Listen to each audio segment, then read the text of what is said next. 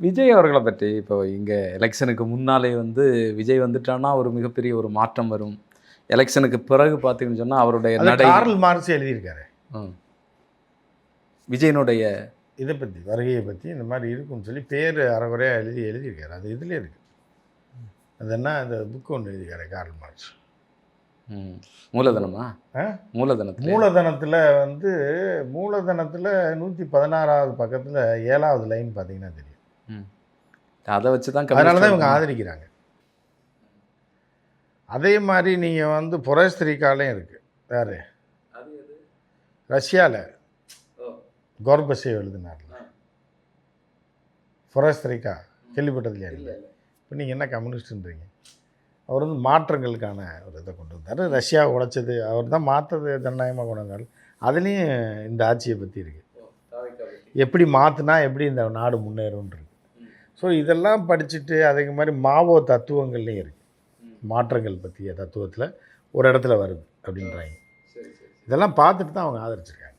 ஓ சரி, அப்போ நம்ம ஆள் தான் அப்படின்னு ஆள் தான் மாற்றத்துக்கான ஒரு மனிதனாக தான் பார்த்துருக்காங்க. அதனால தான் தாசில்தாரை விட்டு அளவு எடுத்திருக்காங்க. எத்தனை பேர் இருக்காங்க. அப்புறம் அந்த தாசில்தாரை மாற்றி இங்கே அந்த தாசில்தார் பிள்ளைங்கள்லாம் அங்கேயே தான் பிடிச்சிட்டு இருந்திருக்கு கவர்மெண்ட் ஸ்கூலில். இப்போ இங்கே கொண்டாந்து சேர்த்த உடனே இங்கே வந்து அவிலா இங்கே அளவு எடுப்பாங்களோ, பெரிய இடத்துல சேர்த்து விட்டுருக்காரு.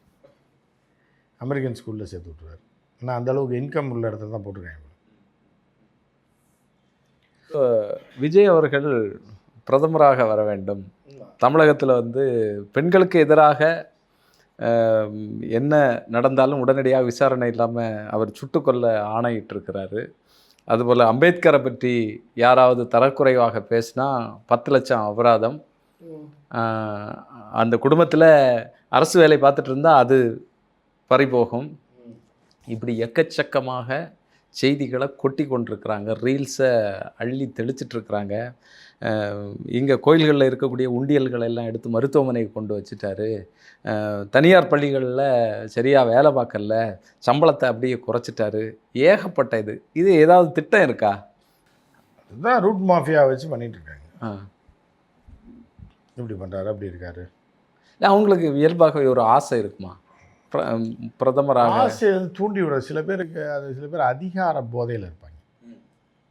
விஜய் சொல்கிறேன்னு நினச்சிக்காங்க. நம்ம சில பேருக்கு பண போதையில் இருப்பான், சில பேருக்கு பெண் போதையில் இருப்பான், சில பேருக்கு வந்து அதிகார போதையில் இருப்பான், சில பேருக்கு இடமா வாங்கி குடிச்சிட்டு இருப்பான். இந்த 4 தான் வந்து இதாக இருக்குது.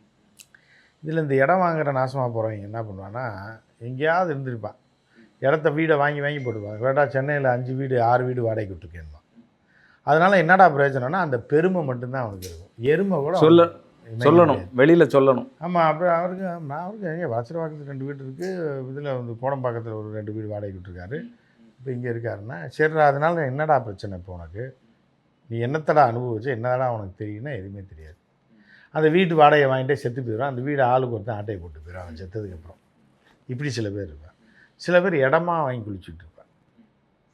விருதுநகரில் இப்போ தான் அந்த ஏரியாவில் ஒரு 10 ஏக்கர் வந்துச்சு, அப்புறம் ஊட்டியில் ஒரு எஸ்டேட் வந்துச்சு அப்படின்மா. நீ அங்கே எத்தனை தடவை போயிருக்க அந்த எஸ்டேட்டுக்குன்னா 2 தடவை கூட போயிருக்க மாட்டான்.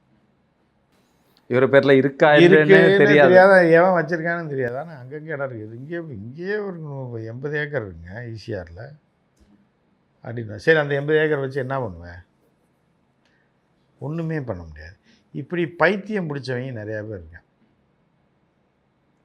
பொன்னாசை அது வந்து பெண்களுக்கு ரொம்ப அதிகமாக இருக்குது, சில பேர் ஆண்களுக்கு இருக்குது. தங்கமாக வாங்கி கூச்சி வச்சுருப்பான். வாங்கி வீட்டில் போட்டு தங்கமும் பணத்தையும் கூச்சி வச்சு அப்பப்போ திறந்து பார்த்துக்குவாங்க. பீரோ திறந்து சந்தோஷப்பட்டு கட்டுக்கட்டாக பணம் இருக்கும். பார்த்து நம்மகிட்ட அவ்வளோ இருக்குது, அப்பப்போ எடுத்து எண்ணி பார்ப்பான். தங்க நகைகள் காசுகளை வாங்கி கூச்சி வச்சுருப்பான். அது எந்த வகையிலையும் அவனுக்கு பிரயோஜனப்படாது. வெளியவும் சொல்லவும் முடியாது, காட்டவும் முடியாது. அவனாக சந்தோஷப்பட்டுக்குவான் பார்த்து உள்ளுக்குள்ளால். ஆமாம். அதே மாதிரி சில பெண்களுக்கு அந்த மாதிரி இதெல்லாம் இல்லை. பெண்கள் என்ன பண்ணாங்கன்னா நகையை வாங்கி அப்பப்போ போட்டு பார்த்துக்கிட்டு கழட்டி வச்சுப்பேன். அழகாக இருக்கா, நல்லா இருக்கா, இது பைத்தியங்கள் இருக்குது. இந்த மாதிரி மண்ணாசை, பொன்னாசை, பெண்ணாசை, அது மாதிரி இதுவும் ஒரு ஆசையா? ஆமாம். இது ஒரு இது வந்து என்னென்னா அதிகார போதை. 4 பேர் சல்யூட் அடிக்கணும். எப்போ நம்ம போனால் கெத்தா அப்படி போகிறோம், எங்கே போனாலும் நம்ம தான், நம்மளை பார்க்க 4 பேர் வரணும், தலைவா தலைவான்னு கத்தணும். இது ஒரு மிகப்பெரிய போதை. அந்த போதைக்குள்ளே போனதுக்கப்புறம் என்ன பண்ணுறது? இல்லை நம்ப வச்சு ஏமாத்துறாங்களா விஜயை பலரும்? அப்புறம் ஏன் ஏமாத்துறாங்க? இல்லை நீங்கள் தான் அடுத்த பிரதமர், ஆயிட்டாருன்னா என்ன பண்ணுவீங்க? ஒன்றும் செய்ய முடியாது. முதல்வர் ஆனார்ல, ம் அதே மாதிரி ஆயிட்டாரு, என்ன பண்ணுவீங்க? ஒன்றும் செய்ய முடியாது. நம்ம நம்ம இது அவ்வளோதான். அவ்வளோதான். நீங்கள் வந்து இல்லை பாஜக இதை எப்படி பார்க்கும்? அமித்ஷாவோ மோடியோ இது ஒழிஞ்சு தெரியாது. போனதுக்கப்புறம் இப்போ திமுக எப்படி பார்க்குது? ம் திமுக இல்லை இப்போ அதிகாரத்தில் இருக்கிறவங்க மோடி, அமித்ஷா, பாஜக அதிகாரத்தில் இருக்குது, ஆர்எஸ்எஸ் அதிகாரத்தில் இருக்குது. அவங்க செல்வாக்காக இருக்கக்கூடிய மாநிலங்களிலே இப்படிப்பட்ட ரீல்ஸ் வருது. விஜய் அப்படி பண்ணிட்டார், இப்படி பண்ணிட்டார்னு சொல்லி அன்றாடம் பணம் கொடுத்து இந்த மாதிரியான விஷயங்களை பரப்பி கொண்டிருக்கிறாங்க. அப்போ இதை வந்து அதிகாரத்தில் இருக்கக்கூடிய தான் எப்பவும் இருக்குன்னு நினச்சிட்டு இருக்கக்கூடிய ஒரு அரசியல்வாதி மோடி, அமித்ஷா மாதிரியான ஆட்கள் எப்படி ரசிப்பாங்க? ரசிக்க மாட்டாங்க. எல்லாமே ஒரு கட்டத்துக்கு போகும்போது நமக்கு வேண்டிய ஆள் கையில் கொடுத்துட்டு ஒதுங்கிறது இல்லையா? தொழிலை மாற்றி ஒரு விடுவாங்க. வயசு கொஞ்சம் ஆகும்போது பையன் கடையில் கடையை கொடுத்துட்டு பார்த்துப்பா, நம்ம அப்பப்போ போயிட்டு வந்துக்கலாம் அப்படின்னு ஒதுங்குறது இல்லையா? ஒரு கட்டம் வரைக்கும் ஒதுங்கி தானே ஆகணும். ஆனால் அவங்க தம்பி கையில் கொடுத்துட்டு ஒதுங்கிடலான்னு பார்க்குறாங்க. அங்கே அடுத்தடுத்த தலைவர்கள் இருப்பாங்க. இப்போ இப்போ ஒரு ஒரு இந்துத்துவ ஒரு ஆட்சி 15 வருஷம் முடிய போகுது. இந்துத்துவ ஆட்சி தான் நடக்குது. ஆமாம். அப்படின்னு நீங்கள் தான் சொல்லுங்க, நான் சொல்லலை. இந்துத்துவ ஆட்சி அடுத்து கிறிஸ்தவ ஆட்சி ஒரு 5-10 வருஷம் நடக்கட்டுமே பண்ணால். அடுத்து இஸ்லாமியர்கள் ஆளட்டும் ஒரு 15 வருஷம் இருக்கும்போது அவர்கள் வந்து ஒரு ரெஸ்ட் எடுத்துகிட்டு வருங்கால சந்ததிக்கு வழிவிட்டு.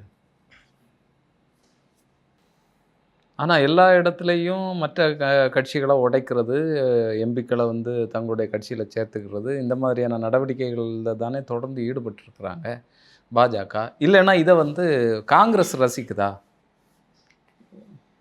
ராகுல் காந்தி ஏதாவது உங்களுக்கு மேரேஜ் ஆயிடுச்சுல?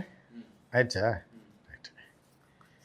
இப்போது நீங்கள் வந்து உங்களுக்கு கல்யாணம் ஆகலைன்னு வச்சுங்க. உங்கள் அத்தை பொண்ணு ஒன்று இருக்குது.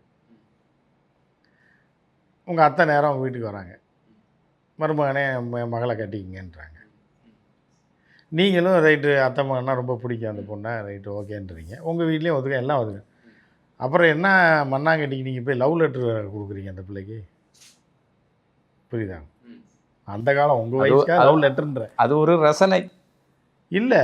அதாவது எல்லாமே உங்களுக்கு உங்களுக்குன்னு ஆயிடுச்சு. அப்புறம் எதுக்கு நீங்கள் போய் அந்த பொண்ணு முன்னாடி லவ் பண்ணுறீங்க? அதான் அது உங்களையே கட்டி வச்சிடறேன். இல்லை நீ வீட்லேயே லவ் பண்ண வேண்டியதான், இது பண்ண வேண்டியதானே. நீ கேட்குறது அப்படி தான் இருக்குது. புரியுதா உங்களுக்கு? இப்போ என்ன கேட்டீங்கன்னு ஞாபகம் இருக்கா உங்களுக்கு? ஞாபகம் இருக்குது. இதை வந்து பாஜக எதுக்குறா, இல்லைன்னா வந்து எதுக்கு ராகுல் வந்து ரசிக்கிறா? உடைக்கணும்னா எதிராளியாக இருந்தால் உடைக்கலாம். ஓ புரியுதா? உங்களுக்கான ஒரு விஷயமே இருக்குது அப்படிங்கும்போது நீங்கள் எதுக்கு போய் அதை போய் உடைக்கிறீங்க? ஓகே, நீங்கள் செய்ய வேண்டிய வேலையே நான் செய்கிறேங்க போது நீங்கள் என்ன சொல்கிறீங்க? எதுக்கு அதை போட்டு ஒரு கிளாஸை போட்டு உடைக்கிறீங்க? நம்ம வந்தால் என்ன செய்வோமோ அதையே நம்ம தம்பி பண்ணிட்டு இருக்கிறாரு, அப்புறம் ஏன் அவரை எதிர்க்கணும் அப்படிங்கிறது தான். ஸோ அப்போ டீலிமிட்டேஷனில் எல்லாம் விஜய் அவர்கள் மாற்றி பேசினதெல்லாம் அதனுடைய வெளிப்பாடு தான். எதா வேணாலும் டீலிமிட்டேஷனாக இருந்தாலும் சரி, லிமிட்டேஷனாக இருந்தாலும் சரி, எல்லாமே அவர்கள் தலைமைச் செயலாளரே அவங்க போட்டால் தானேங்க எலெக்ஷன் கமிஷன் போட்டாங்க.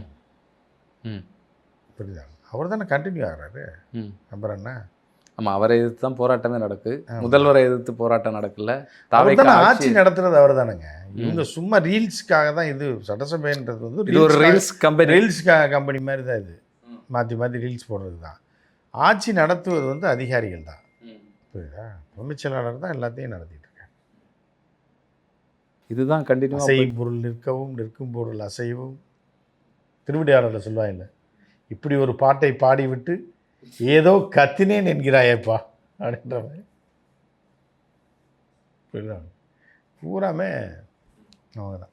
கூடிய விரைவில் வந்து விஜய் அவர்களை பிரதமராக எதிர்பார்க்கலாமா? ஆமாம், அங்கே போயிட்டாங்கன்னா இங்கே ப்ராக்டிஸ் அதிகாரிகள் கொடுக்குறதுக்காக தான் இப்போ கொடுத்துட்ருக்காங்க. நீங்களே பார்த்துக்கணும், நான் வரலைன்னா கூட சட்டசபையில் இவங்க பார்த்துக்குவாங்க. அமைச்சர் ராஜ்மோகன் இருக்கார், ஆதவன் இருக்கார். நீங்கள் உங்கள் ஆங்கர் ஆதவன் சொல்லி ஆதவன் ஞாபகம் வந்துச்சு. ஆதவ அர்ஜுனா இருக்கார். அதுக்கப்புறம் இன்னொரு இவரை எதிர்க்கட்சி தலைவரால் சங்கி என்று அழைக்கப்பட்ட அமைச்சர் இருக்கார். நிர்மல் குமார் இருக்காரு, அவங்க பார்த்துக்குவாங்க. புஷி ஆனந்த் இருக்காரு, புஷி அவரை இருக்காரு. நீங்கள் அவங்கெல்லாம் எல்லாம் இருக்கும்போது அதிகாரிகள் ஆட்சியை நடத்தட்டும், நம்ம பிரதமர் ஆகிடலாம். இங்கே வந்து அடுத்த முதல்வருக்கு நெருக்கமாக இல்லைன்னா அதிகாரத்தை பிடிக்கிறதுக்கான ஒரு போட்டி நடக்க புஷி ஆனந்த் அப்படிலாம் நிர்மல் குமார் விஷயம் அப்படிலாம் இல்லை. தம்பியை நான் தான் கூப்பிட்டேன் அப்படின்னு சொல்லி புஷி ஆனந்த் பேசுகிறாரே, ஆதவ் வந்து நான் தான் வேணும்னு வந்து கேட்டேன். ஆமாம், ஆதவ் வேணும்னு சொல்லி விஜய் அவர்கள்ட்ட கேட்டேன், எடுத்துக்கோன்னாரு, நான் கூட்டிட்டு வந்தேன் அப்படின்னு. அப்படியா? ஆமாம், இது இவெல்லாம் தெரியாம சட்டமன்றத்தில் பேசியிருக்காரு. சட்டமன்றத்தில் இதுதான் நடக்கு. தம்பி அருண்ராஜை நான் தான் கூப்பிட்டேன், வீட்டில் வந்து இந்த ஐஆர்எஸ் பதவியை விட்டுட்டு போகிறது ரொம்ப நெருக்கடியாக இருந்தது, மனைவி திட்டுவாங்க, நான் தான் உறுதியாக வர சொன்னேன், நீங்கள் தைரியமாக வாங்க அப்படின்னு சொல்லி விஜய் முதல்வர் சொன்னார். அப்படி தான் எல்லாரையும் கூட்டிட்டு வந்து எப்படி நான் கொண்டு வந்து சேர்த்தேன், தாவேக்காவே நான் தான் கட்டி அமைச்சிருக்கேன் அப்படிங்கிற ஸ்டைலில் பேசினார் புஷி ஆனந்த். ஆமாம், அது உண்மை தானே, பொய் இல்லை. என்ன விஜயா போய் கூப்பிட்டாரு, விஜய்க்கு வெளியே அடுத்த தெருவில் என்ன இருக்குன்னே தெரியாது. புரியுதா? ஈசிஆர் ரோடும் ஓஎம்ஆர் ரோடும் எங்கே ஜாயிண்ட் ஆகுதுன்னு அவருக்கு தெரியாது. அப்புறம் அவராக கொண்டு வந்தார். இவர் தான் ரசிகர்கள் யார் யார் இருக்காங்க, யார் யார் நல்லா வேலை செய்கிறாங்க அப்படிங்கிறத பார்த்து கட்சியை வளர்த்துருக்கிறார். சிகப்பு ரோஜாக்கள் படம் பார்த்தீங்களா நீங்கள்? சொல்லுங்கள். பார்த்தீங்களான்னு பார்த்தேன். கமலஹாசன் நடிச்சது. பாரதி ராஜா கேளுங்க, அடுத்த கேள்வி. பாரதி ராஜா திரைப்படம். அடுத்த கேள்வி என்ன வரல. பார்த்தீங்களான்னு பார்த்தேன். அதுலேருந்து என்ன இல்லை, அதில் நீங்கள் போய் பார்த்தீங்கன்னா தெரியும். திருப்பி போய் பாருங்கள் யூடியூப்ல இருந்துச்சு. சரி, வேறு என்ன கேள்வி கேட்குறீங்க? இல்லை, அதில் என்ன விஷயம்? அதான் நீங்கள் போய் பாருங்கன்றேன்ல.